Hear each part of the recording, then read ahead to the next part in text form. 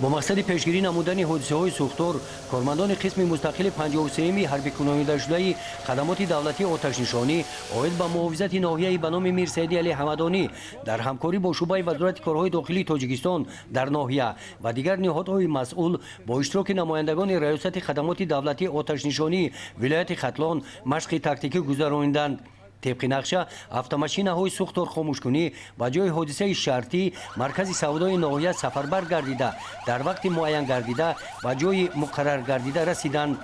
мақсади чорабинӣ нишон додани маҳорат ва омодагии касбии кормандони қисми оташнишонии ноҳия ҳангоми сар задани сӯхтор дар вақти шабона ва баъди хабардор шудан фавран ба ҷои ҳодиса расидан аз ҷониби намояндагони раёсати сӯхтор хомӯшкунии вилояти хатлон ва минтақа ба қайд гирифта шуданд. тавре мушоҳида гардид кормандони қисми оташнишонии ноҳияи ба номи мир саиди али ҳамадонӣ дар рафти машқи тактикӣ маҳорати баланди касбӣ нишон дода бо ин онҳо тавонистанд дар вақти муайян гардида ба ҷои ҳодиса ҳозир шуда вазифаҳои худро содиқона ва сарбаландона иҷро намоянд. имрӯз мувофиқи нақшаи кори раёсати хадамоти давлатии оташнишонии вилояти хатлон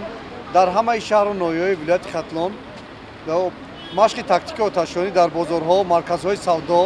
ва дигар иншоотҳо машқи тактикии оташнишонӣ таҳти рамзи амалиёти махсуси сӯхтор гузаронида мешавад.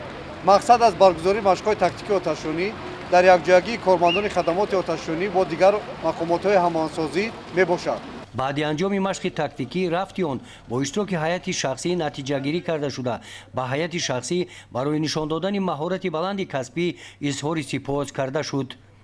гузориши хоҷа назриф худойназар зуҳуров аз ноҳияи ба номи мир саиди али ҳамадонӣ барои барномаи иттилоотии навид